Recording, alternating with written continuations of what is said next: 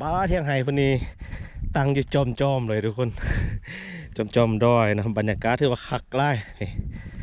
โอ้อยู่เทิงเลยทุกคนอืมนี่เพิ่นบ่อยู่มันก็จะเก็บเครื่องเก็บของมันไว้เนาะแต่ว่าคักไล่ทุกคนเที่ยงไห้เพิ่นเนาะ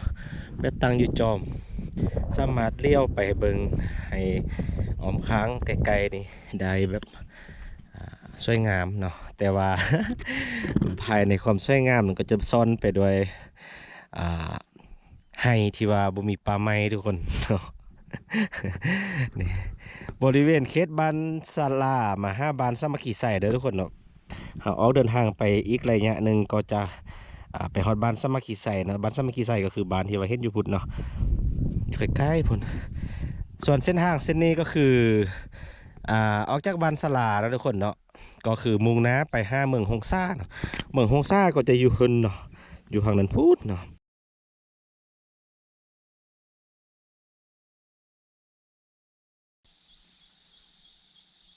สบายดีทุกคนยินดีต้อนรับทุกคนเข้าสู่ซ่องยูดอยหรือว่าซ่องประเทศคือเก่าเนาะเมื่อนี้ทุกคนประเทศมีโอกาสพาทุกคนมาเบิ่งให้เขาก็เจ้าเนาะหลังจากที่ว่าวิดีโอผ่านๆมาเนาะบอเทคพาทุกคนไปเบิ่งการซักเข้าให้ของชาวบ้านเนาะแต่ว่าผ่านไปประมาณ2 อาทิตย์ทุกคนเนาะเขาเจ้าก็คือว่าเริ่มออกเนาะแล้วก็เขี้ยวงามเป็นตาสะอ่อนทุกคนเนาะมื้อนี้บอเทคก็ได้มีโอกาสได้พาทุกคนมาอ่า เบิ่งเนาะให้เขาเจ้าที่ว่าออกตอนนี้ประมาณ3 ข้อมือนี่แหละทุกคน3 นิ้วมือนี่แหละความยาวของอ่าต้นเขาเนาะเดี๋ยวบรรยากาศจะเป็นอย่างไรเดี๋ยวบเฮกพาทุกคนไปเลาะเบิ่งให้เขาเจ้าเนาะเพราะว่ามื้อนี้เขาเจ้าบ่มาทุกคนเนาะบเฮกมาผู้เดียวเส้นทางก็จะอยู่เทิงนี้เนาะอยู่ไกลๆนี่บเฮกเจ้ารถไปเทิงงั้นเราก็บเฮกก็พาทุกคนลงมาเบิ่งอ่าให้เขาเจ้านี่เนาะทุกคนบรรยากาศจะเป็นอย่างไรเดียวบเฮกพาทุกคนไปเบิ่ง ต้นเขาเนาะว่ากำลังสะออนสำได้ทุกคนเนาะสับภาษาบ้านบริเทกจะว่าแบบว่ามันงามนี่บริเทกจะว่าสะออนไล่สินะทุกคนเนาะแบบออนโซนเด้สินะเขาไม่เนาะเป็นยังไงเดียวบรรยากาศจะเป็นยังไงเดียวบริเทกพาทุกคนไปเบิ่งให้เขาก็จะเลยเนาะไป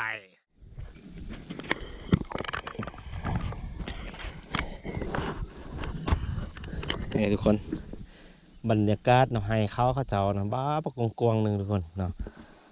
ข้าเจ้าใส่บุดเดียวมันก็ออกเนาะทุกคนเนาะเพราะว่าฝนดีเนาะมื้อนี้ฝนก็ยังตกเนาะทุกคนตอนเช้าฝนตกแล้วตอนช่วงนี้ว่าแดดออกแล้วเนาะนี่บรรยากาศให้เขาก็จะป้าบงามๆหนึ่งเนาะถือว่าออกไวพอสมควรทุกคนเนาะเพราะว่าใส่อ่าประมาณ2 อาทิตย์นี่แหละเนาะเขาก็ถือว่าออกเนาะแล้วก็เฮ็ดให้บรรยากาศกลางไฮนี่เขี้ยวไปโดยต้นเขาเนาะตอนนี้กำลังยาวประมาณ3 ข้อมือทุกคนเนาะนี่เมืองเฮาเป็นเมืองฝนทุกคนเมืองหนาวเนาะถือว่าฝนตกตลอดเกือบทุกมือเลยเนาะเพราะว่าหลังจากที่เขาเจ้าใส่เขามันก็ตกมาทุกมือเนาะแล้วก็เฮ็ดให้เขานี่แตกไหวเนาะซึ่งตอนนี้ผ่านไปประมาณ2 อาทิตย์มันก็ยาวได้ซ้ำ2 ข้อมือละทุกคน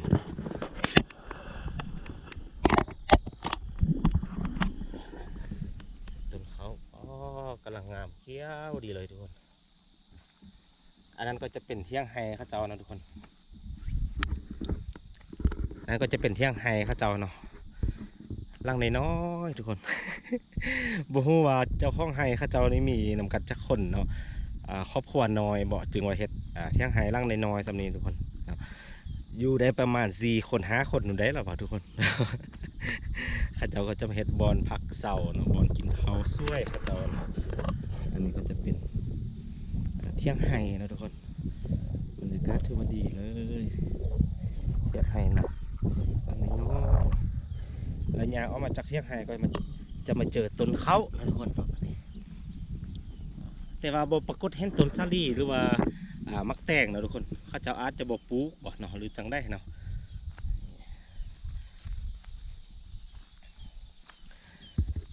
บอนประเทศยืนอยู่นี้ก็คือเป็นเขตบริเวณบ้านกองเทียงทุกคนเนาะบ้านกองเทียงเมืองไสสถานแขวงสยามบุรีเนาะที่เฮายืนอยู่นี้เป็นบ้านกองเทียงแล้ว จะสามารถเลี้ยวไปเห็นเทศบาลเมืองแล้วก็คือบ้านดอยกาวทุกคนเนาะก็จะเลี้ยวเห็นกันเนาะเบิ้งก็คือจะใกล้ๆนะทุกคนแต่ว่าขี่รถมาก็โดนเติบเนาะเพราะว่ามันเป็นภูทุกคนเนาะเป็นภูดอยเนาะเลขรถจักรเขาก็ขี่รถมอไซค์มาก็จะประมาณเลข1เลข2มาตลอดเนาะเขาใส่เลขน้อยก็บ่ได้ครับต้องใส่เลข1อย่างเดียวเลยเนาะเวลาขึ้นภูนี่นะบรรยากาศทุกคนหลังจากที่ว่าเขาขึ้นประมาณสำนี้แล้วทุกคนเนาะอีกบ่ดนเนาะประมาณ2-3 ทิศเนาะข้าเจ้าก็จะอาจจะมาเสียหญ้าแล้วทุกคนมาเสียหญ้าคือว่ามากับจัดหญ้าที่ว่าขึ้นอยู่น้ำไห้นี่นะทุกคนเนาะเพื่อว่าบ่ให้มันหกไล่สินะข้าเจ้าก็จะมาเสียหญ้าเนาะอีกประมาณ2-3 ทิศนี้เพิ่นก็จะมาเสียหญ้าแล้วนี่ทุกคนเนาะนี่ชื่อว่ากวางทุกคนลุดลงไปลุมพุ่นเอาเลี้ยวไปก็จะเห็นเขี้ยวเนาะ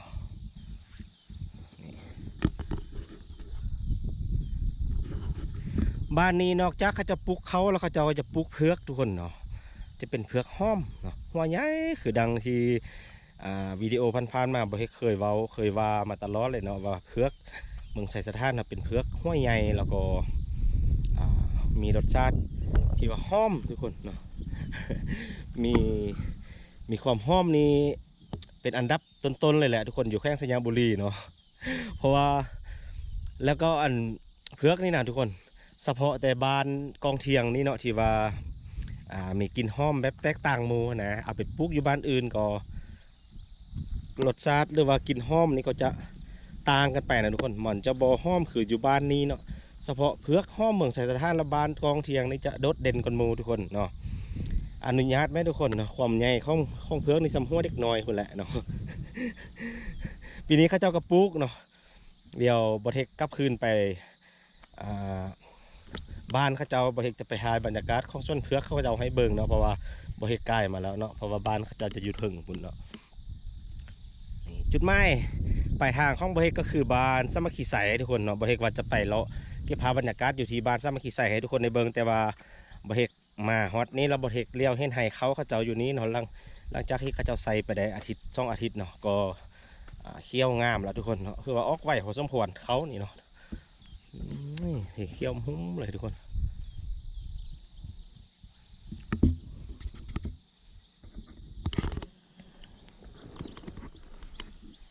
นี่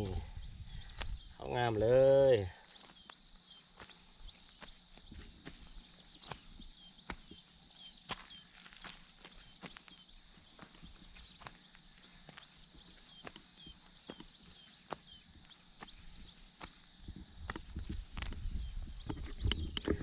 ก็บ่ได้ใต้โตแล้วทุกคนเนาะบ้าน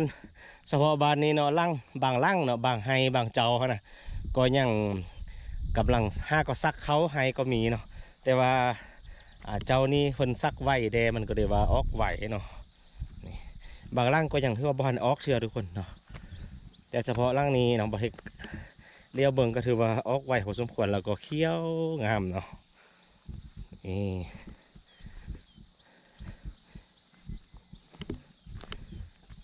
โดยรวมก็จะประมาณนี้ทุกคนเนาะ ให้เขาเจ้าเนาะเก็บภาพบรรยากาศเขาให้เขาเจ้ากำลังออกเนาะให้ทุกคนได้เบิ่งเนาะ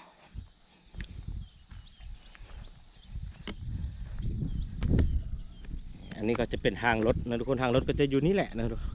ใกล้ๆนี่เนาะยอดรถไว้นี้แล้วบริษัทก็ลงมาขี่กลางให้เขาเจ้านี่เนาะ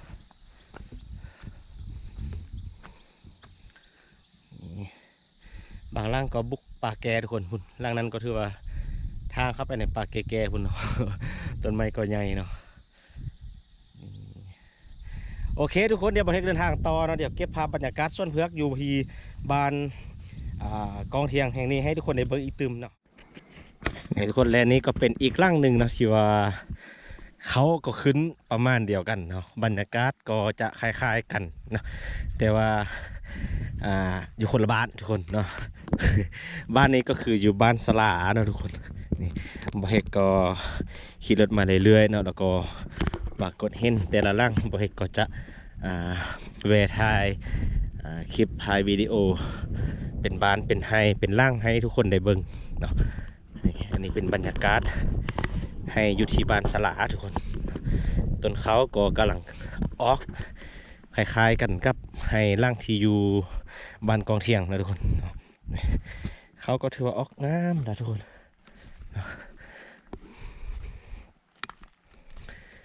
จะพาทุกคนขึ้นไป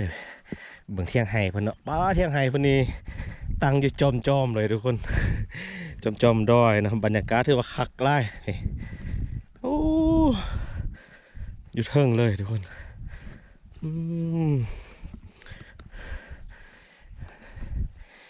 นี่เพิ่นบ่อยู่มันก็จะเก็บเครื่องเก็บของเพิ่นไว้เนาะแต่ว่าคักไล่ทุกคนเทียงไห้เพิ่นเนาะแบบตั้งอยู่จอมสามารถเลี้ยวไปเบิ่งให้อ้อมค้างไกลๆนี่ได้แบบสวยงามเนาะแต่ว่า ภายในความสวยงามมันก็จะซ่อนไปด้วยให้ที่ว่าบ่มีป่าไม้ทุกคนเนาะ นี่บริเวณเขตบ้านศาลามาห้าบ้านสามัคคีใส่เด้อทุกคนเนาะหาออกเดินทางไปอีกระยะหนึ่งก็จะไปฮอดบ้านสามัคคีใส่นะบ้านสามัคคีใส่ก็คือบ้านที่ว่าเห็นอยู่พุ่นเนาะใกล้ๆพุ่นส่วนเส้นทางเส้นนี้ก็คือออกจากบ้านศาลาแล้วทุกคนเนาะก็คือมุ่งหน้าไป5เมืองฮงซ่าเนาะเมืองฮงซ่าก็จะอยู่ขึ้นเนาะอยู่ทางนั้นพูดเนาะไปเส้นนี้ดินแดนของเมืองไส่สถานก็จะมีบ้านสามัคคีไซเนาะแล้วก็บ้านหูตุยแล้วก็บ้านเศร้าเดียวแล้วก็ลงไปดินแดนของเมืองฮงซ่าก็คือบ้านน้ำซิบทุกคนเนาะแล้วก็จะออกไป5เมืองฮงซ่าคนแหละนะทุกคนบอกว่ามีบ้านได้แดนนะอยู่ฮงซ่าเพราะว่าบอเทโกตั้งแต่มาอยู่เมืองไส่สถานก็ผ่านเมืองฮงซ่าครั้งเดียวนะทุกคนเนาะก็คือตอนที่ว่ามาอยู่เมืองไส่สถานครั้งนับอิฐเนี่ยบอเทกมาทางเมืองฮงซ่าเนาะแต่ว่าตอนนี้ก็ลืมไปหมดแล้วเนาะ นี่บรรยากาศทุกคนโอ้เห็นแต่ไฮที่ว่าโบมีต้นไม้เนาะเรียกว่าบริเวณบ้านศาลานี่ที่ว่าเห็ดไฮเขานี่ไล่พอสมควรเลยทุกคนเนาะเลี้ยวไปทางได้ก็จะมีแต่ไฮเนาะเลี้ยวไปภูพาตัวได้ก็เห็นแต่ไฮบ่เห็นป่าไม้เนาะ ป่าไม้นี่ยักอึดเนาะเลี้ยวเบิ่งบ่ได้ก็มีแต่ป่าเหลาน้อยๆนี่คือตัวอย่างนี่เขาเจ้าก็เห็ดปีกายปีก่อนนี่ก็จะเป็นไฮเหลาน้อยๆความเสี่ยงมีหลายสุดเลยทุกคนนะอยู่บริเวณนี้นะเพราะว่าบ่มีต้นไม้ใหญ่เนาะฝนตกไล่นะดินอุ้มน้ำบ่พอบ่ไหวมันก็จะสไลด์ลงมาตัวอย่างอยู่คุณทุกคนเห็นบ่มันสไลด์เป็นโนนพูเลยนะมันยุบลงเลยมันแต่ยานไล่เนาะอนาคตภายพักนะเนาะบ่ฮู้ว่าสิยังเรือปลาหรือว่าเรือผูเรือผ้าให้ได้เบิ่งบ่ทุกคนเนาะเพราะว่าปีผ่านมาบางกี้นี่นะเนาะถือว่าดินสไลด์ไล่เนาะสไลด์แล้วมันสไลด์เป็นโนนเนาะทุกคนสไลด์แบบไล่เลยเนาะอันนี้กับสไลด์ปีบางกี้นี่เนาะแล้วอยู่บนพุ่นก็สไลด์เนาะสไลด์ปีบางกี้นี่เช่นเดียวกันและอีกพูนเรียกเห็นอยู่ไกลๆมันก็สไลด์เป็นโนนลงเลยเลยทุกคนสาเหตุหลักๆก็ย้อนว่าประชาชนทางไฮเห็ดทางป่าเห็ดไฮเขานี่แหละทุกคนเนาะจะบ่มีต้นไม้เพื่อว่าเกาะดินไว้นะทุกคนเนาะเห็ดให้มันเป็นภูหัวโลนเวลาฝนตกไล่มันก็สไลด์เนาะสาเหตุอันที่สองก็คือนี่เวลาเห็ดไฮเขาจะกลนห้องทุกคนเนาะกลนห้องระบายน้ำแบบบ่ให้ฝนตกเวลาฝนตกเราบ่ให้น้ำเสอะคุ้มเขาเจ้านะเนี่ยเขาจะกลนเป็นห้องเนี่ยเห็นปะไฮร่างนี้ก็กลร่างนี้ก็กลเช่นเดียวกันเนาะแต่ละร่างเขาจะกลเป็นห้องเพื่อเวลาฝนตกน้ำลงมาแล้วให้น้ำไล่มาตามห้องบอกให้มันไปไล่อันคุ้มเขาเจ้านะทุกคนเนาะแล้วไล่ปีผ่านไปเนาะมันก็จะเซาะนี่มันก็จะเซาะห้องน้อยหลังจากห้องน้อยมันก็จะเป็นห้องใหญ่ๆขึ้นทันใหญ่ขึ้นเนาะแล้วหลังจากนั้นมันก็จะเป็นห้องเลิกลงแล้วก็เฮ็ดให้ดินสไลด์นะทุกคนโอ้บ่เทคยังเบิ่งบ่ออกว่าเมืองไส่สถานตอนนั้นสิเป็นอะไรทุกคนเนาะเพราะว่าบ่มีปลาเด้ทุกคนเนาะยามเฮ็ดไห้ก็เรียกว่าเฮ็ดไห้เนาะแล้วก็ยามแห้งแรงคือแห้งแรงไล่เนาะอนาคตภายภาคหน้าทุกคนนะประชาชนเขาจะบ่ไปนำภาครัฐทุกคนเนาะบ่แม่นว่าภาครัฐเฮาบ่ระดมแนวคิดเขาเจ้าได้เนาะอยากให้ข้าเจ้านั่นลงหั่นจักกันเฮ็ดไฮเรือนลอยเฮ็ดไฮเขาได้หลายแต่ว่าได้ผลผลิตน้อยทุกคนอยากให้ลงมาเฮ็ดปลูกพืชอุตสาหกรรมปลูกพืชกินมากสินะทุกคนเนาะตัวอย่างปลูกพืช เป็นสินค้าก็คือเพือกเนาะเมืองเขาเป็นเมืองที่ว่าปลูกเพือกงามแล้วก็เพือกหอมเนาะแต่ก็หั่นมานำบางครอบครัวเนาะบ่มาหมดทุกคนเนาะแล้วก็ปะบ่ได้ให้เขานี่นะเนาะแล้วอีกอย่างหนึ่งก็อยากให้เขาเจ้าเฮ็ดแคมเนาะแคมก็คือปลูกเว้นมันขึ้นเองก็ยังมีเนาะแล้วก็เอาดอกมันไปเฮ็ดฝอยกวดนะทุกคนดอกแคมเนาะอันนั้นก็หั่นมาระยะหนึ่งก็บ่ไปเนาะแล้วปัจจุบันนี้หั่นมีสินค้าน้องใหม่ก็คือกาแฟทุกคนเนาะกาแฟนี่เขาเจ้าเริ่มปลูกเกือบทุกบ้านเนาะแล้วก็มีบ้านหนึ่งบ้านเศร้าเดียวนะก็คือในบ้านเศร้าเดียวนี่คือว่าปลูกงามไร่เพราะว่าบ่เคยไปเก็บภาพบรรยากาศให้คนได้เบิ่งเพราะว่างามแล้วก็เป็นพ่นเป็นมาร์กไร่เป็นพ่นไร่ทุกคนแล้วก็สามารถสร้างรายได้ให้แก่ในบ้านเศร้าเดียวนี่คือว่าไร่เนาะเดี๋ยวประเทศจะเดินทางกลับนะทุกคนกลับไปที่บ้านสามัคคีไซเนาะเดี๋ยวไปเก็บภาพบรรยากาศให้ทุกคนได้เบิ่งตื่มนะ